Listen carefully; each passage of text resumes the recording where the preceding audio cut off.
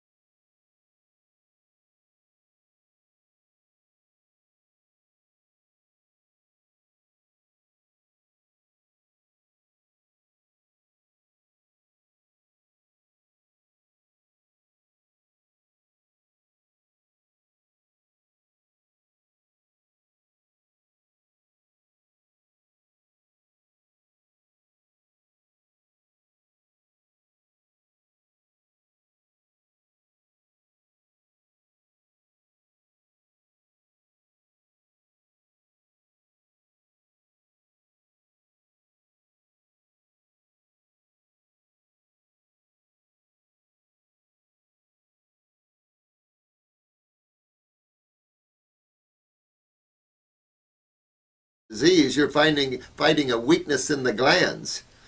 And each generation is weaker. Your parents could have no blood sugar problems, and you could, and it'd still be genetics because they're just above that line. So even type 2, you want to eat fruits and vegetables. Now the neat thing about that is it'll control blood sugars, and as you work on the adrenals and get the adrenals healthy, it's easy to get you in a position to where you no longer have blood sugar metabolism problems. So these are real easy to cure. If you want to use that word in terms of disease, it's not a disease. These are cells in your body that are not performing properly, either from their genetic consciousness or from your diet, which has backed up the lymph system. Now let's look at type 1 a minute, because we're inundated with type 1s. They're on insulin pumps and all, and it's just a huge problem that we face here. And there's two reasons for type 1. Type 1 is you're not producing enough insulin to help carry glucose across the cell wall. Now notice I said glucose. It is important to understand that each cell requires carbon and oxygen. Those are the two main constituents that every cell requires to be healthy. And carbon and oxygen is exactly what your car motor uses to run. In our body, when you mix carbon and oxygen together, it creates ATP, adenosine triphosphate, essential for the health of the cell. So in diabetics, especially type 1, it is vital that you get a sugar, which is a carbon chain constituent, into that cell. Well, if you're not adequately producing enough insulin, then you would want to, it makes sense to have a sugar that didn't require insulin. And there is one, and that's fruit sugar. All our diabetics type 1 goes on a fruit diet. You can show where you can go on an exclusively fruit diet, eat a salad, and your blood sugar will go up from the salad because you're not carrying that glucose into a cell. You have insulin production problems. So real serious with that. So you always want to be on fruits. At least you'll get ATP, even if you glucose load a little bit. Because when you break down your fat, you're going to glucose load a little bit. Ketones, this is fat breaking down. Same thing as acidosis. Put yourself on watermelon. Fast on watermelon. Clean these ketones out of you. This is all about detoxifying and regenerating the human body. Now, there was a couple of medical doctors in Canada that discovered that a lot of type 1 diabetes isn't a pancreatic weakness. Now, your pancreas has what's called islets of Langerhans, and they have what's called the beta cells. And the beta cells is where you produce insulin. So when these beta cells are weak, of course, or when they're not thinking properly, if you will, genetics is cellular memories, and when you understand what that means and relationship to yourself, you'll understand that cells' functionability is determined by their genetics, their memory patterns of the family trees. And you can change these genetic thinkings of cells. It's easy to regenerate genetics in the human body. And I think we discussed that a little bit, but maybe we will when we get into physics or we get into electromagnetic energy and intelligence, because it's real, and it's an uplifting discussion on a much deeper aspect of how life works and how God works, much deeper than the world of chemistry. So understanding the pancreas this time, not the adrenal glands. However, these two medical doctors discovered that oftentimes type 1 is the nervous system in the pancreas doesn't allow the beta cells to produce insulin. This is very important because I see many clients that have type 1 who have no pancreatic problems whatsoever. And then when I look deeper, I find they have weak adrenal glands and they have a neurological problem. They found that these two medical doctors, they should have won a Nobel Peace Prize. This is instrumental in understanding not just the pancreas, but also kidney filtration of the lymph and so many other things, because your nervous system is in every tissue and its ability to make that tissue function is vital. So the suppression of the neurological system, the autonomic system, can create hypofunctionings of cells and the hypoproducing or underproducing of hormones and steroids. And it's just on and on and on. It can be any aspect of the human body, from breathing, like I've said previously, to hearts and the ability to open valves, etc., etc. So important to understand that the nervous system in the pancreas that controls the beta cell production of insulin is the autonomic nervous system, and now we're back at the adrenal glands again, which controls sugar metabolism but also controls the autonomic nervous system. Very important, because if you're trying to work on type 1 and you're just going after the pancreas, you could be unsuccessful. Your success is making all cells in the body healthy, but you particularly always want to focus on kidney and adrenal glands because of the far-reaching aspects of lymph stagnation and acidosis and nerve suppression. Both of those things leads to cell inactivity, cell damage, and on and on and on, all into the world of cancers and all the symptomologies that man experiences. So far, important to understand that a lot of times we are a neurological diabetic. I'll give you an example, and this is an interesting case. A lady came in the other day, 50 years old, and she had hurt her knee, her left knee, and she had had a surgical repair of that, and something went wrong, I don't know, but the surgeon had to operate 3 times on that left knee to get it back in shape again. Well, after the 3rd surgery, she went into type 1 diabetes and she stopped menstruating. Now, this is very significant. Why? Why after the 3rd surgery would she then have type 1 diabetes and she stopped menstruating? And the answer was what I just led you up to. The answer is anesthesia is a neurotoxin. What it did is suppress the nervous system, the autonomic nervous system, and she couldn't produce insulin properly anymore. She also suppressed her pituitary and couldn't menstruate, couldn't produce FSH.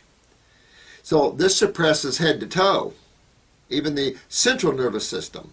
Go back to Michael Jackson again. So we have to wake up to what neurotoxins are, and they're everywhere. They're pesticides, herbicides, certain perfumes, deodorizers for bathrooms. The list is long. Be careful. You could be eating a nice big salad in a restaurant and go into an anxiety attack and shortness of breath because you forgot to clean the pesticides off of these vegetables. So the more sensitive you are neurologically, you will become very sensitive to these aspects. So when you're type 1, you want to always work on the kidney and adrenals. You always want to work on the lymphatic system, but you also can work on the pancreas. It's okay. They gave this lady a transplant of the islets, and of course they didn't take. Now they gave her a transplant of that. They put this lady through hell, and now she's came to us, and now she's rebuilding tissue again. She's fixing her nervous system, and now she's back normal again. But how interesting is that to understand that the nervous system can play a role in that? Type 1 diabetes should always be on fruit. Fruit. If you go up a little higher in blood sugar, just observe that. You'll probably glucose load for a while as you break down the fat in the body. And if you're having vegetables with fruit, you might see an upswing of glucose. But ultimately, you will see your glucose levels drop, and your blood sugar levels drop. And when you do, you be careful what you're taking. If you're on insulin or macrophage or some type of hormone there for that, you must be very careful, because it's easy to control blood sugars. And it's not too difficult after that to make the cells healthy again and not have that problem. Yes, type 1 is a more genetic problem, no question about it. You notice most people that have type 1 are younger. However, this one case of this 50-year-old shows you just that neurological compromising of the nervous system. So be healthy. Use herbs to help with this. Herbs are great at helping to improve the function of the adrenals, the kidneys, the pancreas. But always keep your diet to fresh fruits and vegetables. If you have to have some cooked vegetables, okay. Stay away from protein. Stay definitely away from fats. When you have blood sugar problems, you never do starch. That's complex sugar. Starch is polysaccharides, meaning multiple sugars. Fruits and vegetables are monosugars, simple sugars. You have to have a sugar. Can't starve your body for a sugar, because when you damage cells, this is going to become more serious. Okay, so thank you, and stay tuned. We'll get into more problems as we go along here and more conditions that you have. And so thank you for staying tuned.